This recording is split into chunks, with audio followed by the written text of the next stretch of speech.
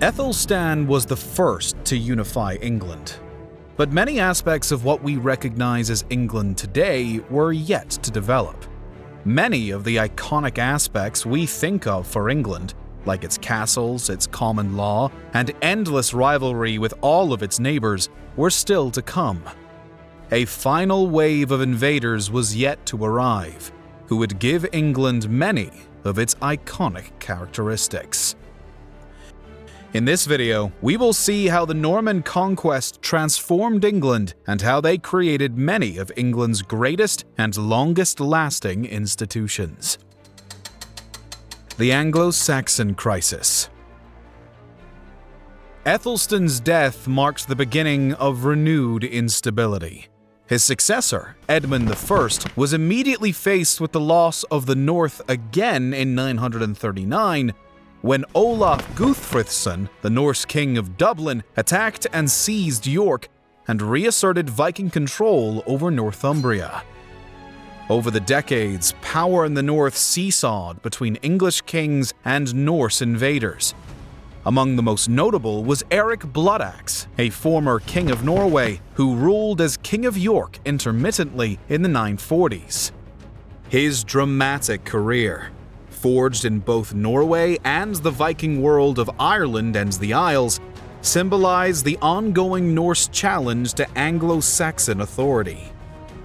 Bloodaxe was ultimately killed in battle around 954, ending Norse rule in York for good and allowing King Eadred to fully reunify the kingdom under English control.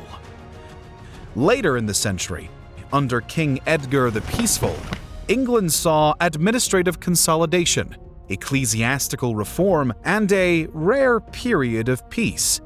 But the death of Edgar in 975 sparked succession disputes, and the murder of his son, Edward the Martyr, in 978 left the young Ethelred on the throne, just as the tides of Norse aggression were once again rising.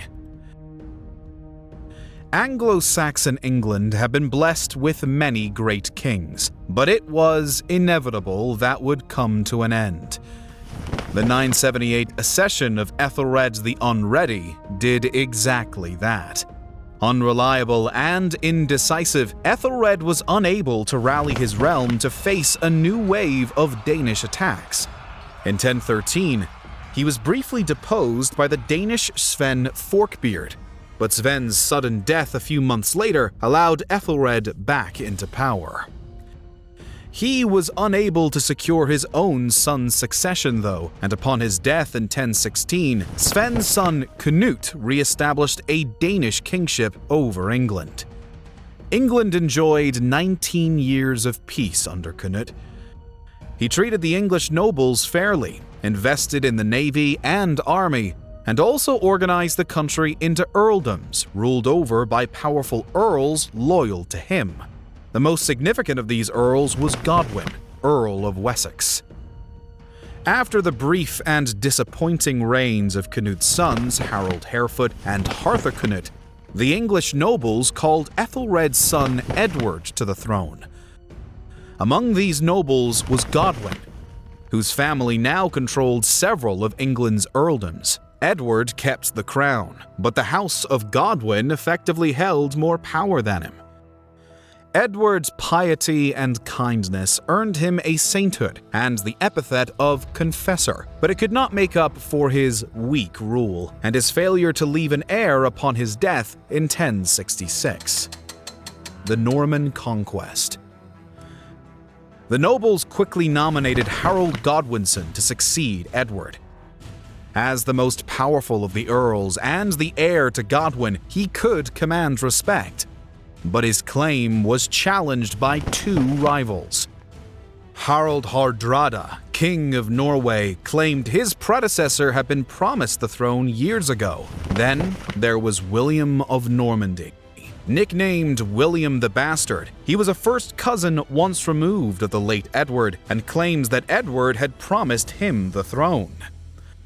Hardrada reached England first in September 1066, and Harold rushed to meet him. On September 26th, they clashed at the Battle of Stamford Bridge. Where once Vikings had dominated the English, now the English armies had the upper hand. Hardrada was slain on the field, marking the symbolic end of major Viking invasions in England, though Viking influence remained in law and in culture. There was no time to savor the victory, however, as William landed in the south just 3 days later. Harold marched what remained of his exhausted army south, grabbing up new troops along the way, and drew up for battle at Hastings on October 14th. They were no match for superior Norman cavalry and archers. Feigned retreats broke the English shield wall, and an arrow struck down Harold on the field. The English army crumbled soon after. Norman England. On Christmas Day 1066, William the Conqueror was crowned King of England in Westminster Abbey. William quickly marched north and massacred the resistant local population. It was said that all the land between York and Durham was left uninhabited. He took a similarly brutal approach to any sign of unrest elsewhere.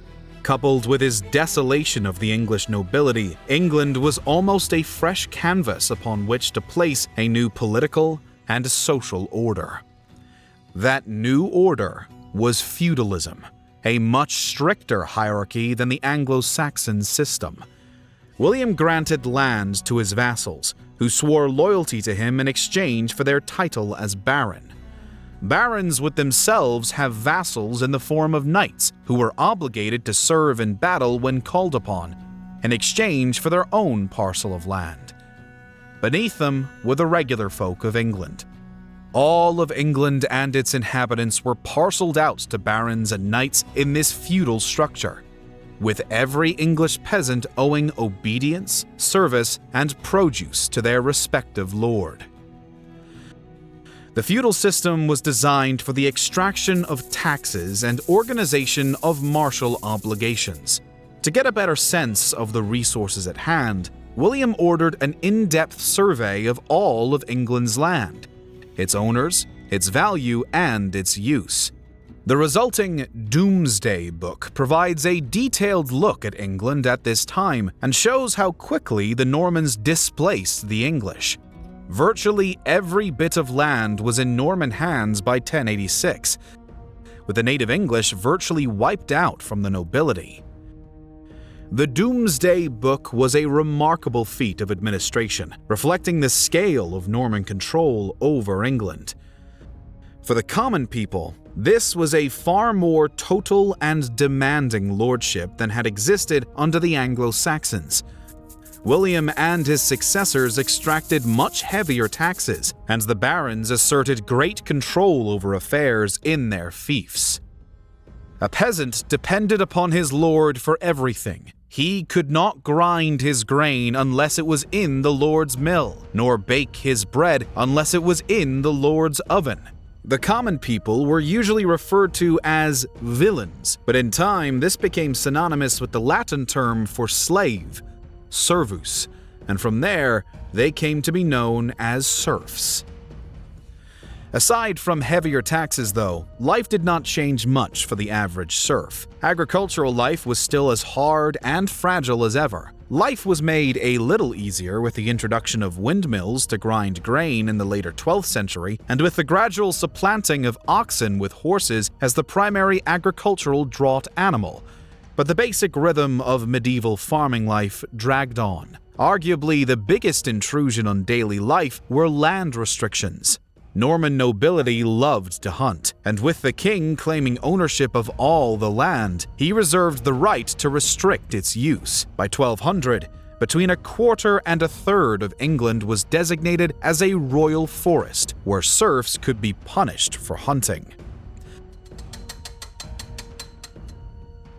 Urban life flourished under the Normans, with 21 new towns chartered by 1100, although around 90% of the population remained rural. The iconic part of a Norman town, and often the nucleus around which it formed, was the castle. There were over 80 of them across England and Wales by 1100. Larger, more important castles were built in stone like Windsor, Dover, and Warwick. Most were wooden, with a fortified keep known as a moat sitting upon a natural or artificial mound overlooking an enclosed bailey containing the amenities needed for the ruling baron and his family. The castle was typically surrounded by a moat, which may or may not have been filled with water. While the castles were places of shelter for the local people in times of war, they were just as much a protection against the locals as they were protection for them. The Normans were ever suspicious of the natives. The growing Norman towns often had schools or libraries, usually attached to cathedrals, which encouraged education and cultural production. By the middle of the 13th century, England had rediscovered the classic Greek and Latin texts and reintegrated them into education. Oxford became home to England's first university, beginning sometime in the 11th century, and more sprung up in the following years. There was no town without trade, and market was another defining feature of Norman urban life. The Normans brought one of the most advanced currency systems in the world with them, so commerce was a major focus. Townspeople would go to market every week to buy whatever they needed but did not make themselves. Annual fairs were grand occasions where merchants would come from across the country and beyond to sell their wares. With Norman control easily connecting England to the continent, this trade flourished. It was no surprise then that merchant guilds emerged by the 12th century. These merchant guilds were powerful institutions, and in some cases, like Reading, formed the ultimate authority in the town. Merchant guilds were soon joined by guilds for other specialty occupations, including smiths, stonemasons, and most powerfully of all, the weavers, upon whom the great wool trade rested. The other pillar of any Norman town was the church. With both England and the Normans thoroughly Christian, the practice of religion did not change much with the conquest. The main difference was organizational. Church land could be integrated into the feudal system, with bishops as a sort of vassal, and William made sure to fill top-level church offices with Normans.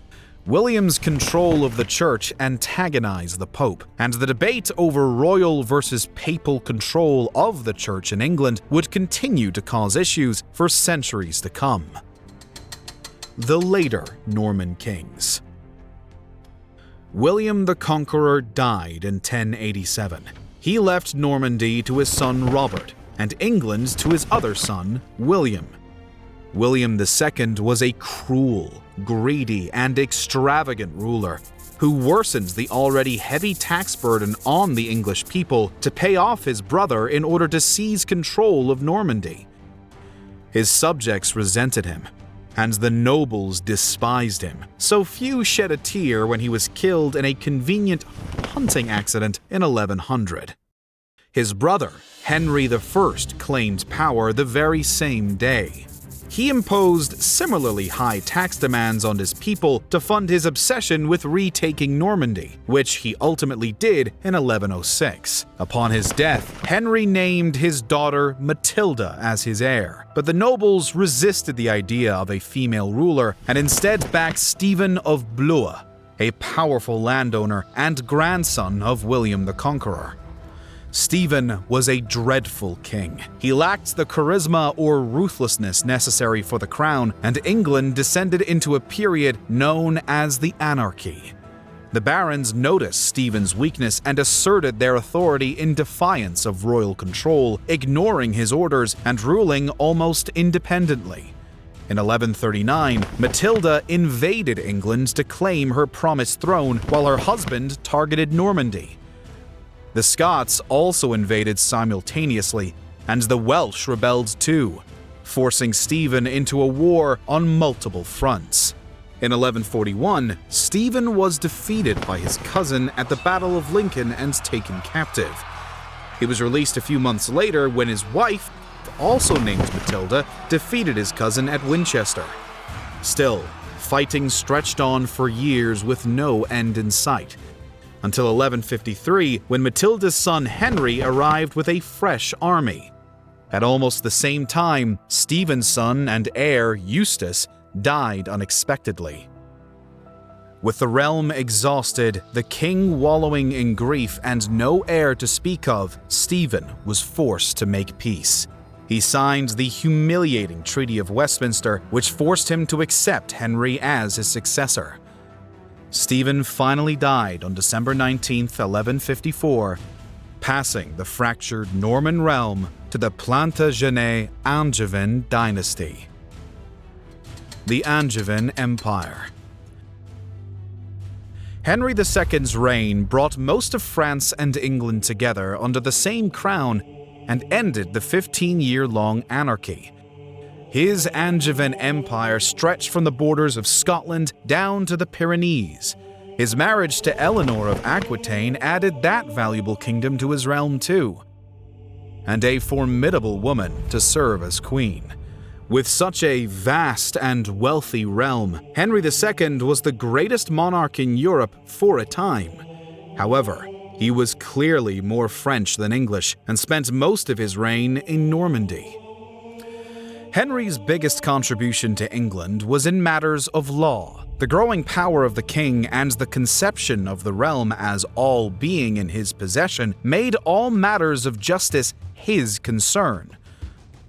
Most crimes had come to be offenses against the king's peace, and thus, Henry tackled legal issues by introducing juries, reducing trial by ordeal, and expanding the court system, with both a new royal court and traveling courts, known as heirs, to dispense justice across the realm. Henry's reforms of the court system to hammer out local inconsistencies and create a more standardized legal landscape are regarded as the start of English common law. Henry II's reign is well known for his dispute with Archbishop Thomas Becket. Henry wanted to reassert powers over the church that were lost in the anarchy, but Becket resisted. Becket fled into exile where he remained for 6 years. In his absence, Henry had his son, known as Henry the Young King, crowned as co-regent. Coronation was a unique privilege of Canterbury, and this infuriated Becket. Becket returned from exile in 1170 and excommunicated the bishops who had done the coronation. When Henry heard the news, he was exasperated. "Oh, will no one rid me of this turbulent priest?" he supposedly said. Some of his knights took that as an order. On December 29, 1170, 4 of those knights slew Becket inside Canterbury Cathedral. Europe was shocked at the murder, and Henry became a pariah. He was forced to pay penance by sending knights to Jerusalem, building multiple monasteries, and accepting papal control of most church affairs, but his reputation never recovered. Conquest and rebellion in the Angevin Empire. There was still much work to be done to repair the damage of Stephen's reign. In 1153, England reclaims Durham, Northumberland, and Westmoreland from Scotland, securing England and Scotland's modern borders. Henry was much less successful in reclaiming Wales. The Welsh princes bent the knee only briefly at the start of his reign before launching a great uprising in 1165. That left Wales independent once again, albeit with tribute obligations to England. Much more success was seen in Ireland. When the Irish king Dermot MacMurrough of Leinster sought Henry's aid to reclaim the throne, Henry allowed his nobles to sail over and aid him. This included Richard of Clare, nicknamed the Strongbow, who married Dermot's daughter and helped him retake Dublin. But when Dermot died in 1171, Richard of Clare claims the crown, which caused Henry to rush over and rein in his powerful vassal. Richard agreed to surrender his Irish lands over to Henry, marking the start of English rule over the Irish. Henry and his vassals plundered Ireland for several years, and English rule soon fell upon the entire island. The greatest military tests of Henry's reign came from within. In 1173, Henry's unpopularity provoked a great revolt led by his own sons, wife, and powerful barons. It enjoyed support from France and Scotland, the latter of whom invaded England under William of Lion. Henry defeated the invaders and rebels on the field, but spared his sons and his wife, Eleanor. However, it was a dire sign of Henry's low popularity and insecure rule in the years after the Becket scandal. He got only a few years of reprieve until 1183, when his designated heir, Henry the Young King, died. His second son, Richard, wanted the throne, but Henry favored the younger John. In a dramatic move, Richard appealed to the energetic new King Philip Augustus of France to pressure Henry to appoint Richard as the heir at a meeting in November 1188. When Henry refused, Richard fell to his knees before Philip and pledged fealty to him instead. A brief war followed where Henry was thoroughly routed. Richard was far more popular, and with France's support, Henry had no hope of victory. He retreated to Anjou, where he died in the summer of 1184, leaving Richard to inherit his kingdom. Richard to Magna Carta. King Richard I spent more time on the Third Crusade than he did in England, and never even learned the language. His exploits in Sicily, Cyprus, and the Holy Land earned him the title of Lionheart. But they were of little relevance to England itself. More relevant was the breakdown in Richard's relationship with fellow European rulers, especially the King of France and the Holy Roman Emperor, which led to Richard's capture and imprisonment in 1193. His mother and his vassals imposed a heavy tax upon the English people to raise enough money to pay off his ransom, only for Richard to be shot dead by a child in 1199. The throne should have passed to his young nephew Arthur, but his brother John was the favorite of the nobles and the aging Eleanor. John was an unpopular and often reckless ruler, skilled in administration but disastrous in diplomacy and in war. Within a few years, he had reopened hostilities with the King of France, which resulted in John losing all of the French territory, but not before blackening his reputation with the capture and murder of his nephew Arthur. Left isolated in England, John got himself excommunicated by the Pope in a dispute over the Archbishop of Canterbury. He tried and failed to retake his territory in France, leading to his defeat at the Battle of Bouvines in July of 1214.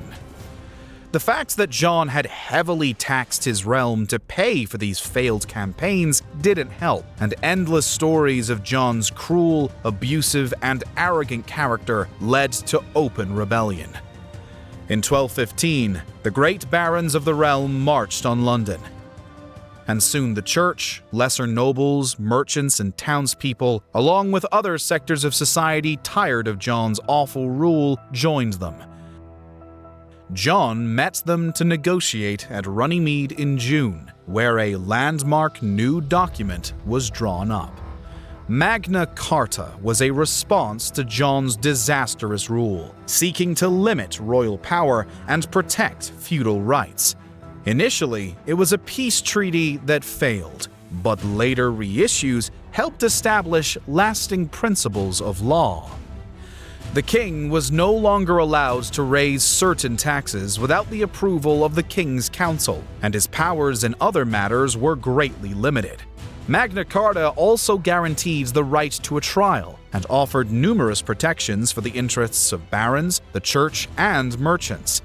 Initially, these protections existed only for the elites, but in time, the principles of Magna Carta would expand to the common people.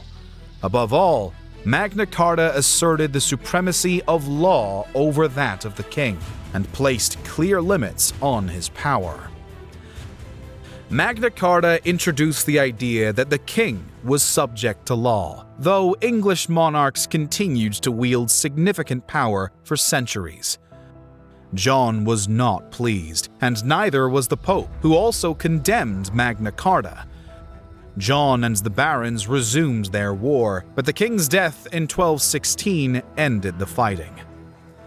The 9-year-old Henry III took the throne with less land and less power than his predecessors. However, between its towering castles and powerful knights, its peasant villages and thriving towns, its newfound common law and Magna Carta, its antagonistic relationship with its Celtic neighbors, and its avowed hostility to France, many of the iconic pieces of the English nation and identity were securely in place.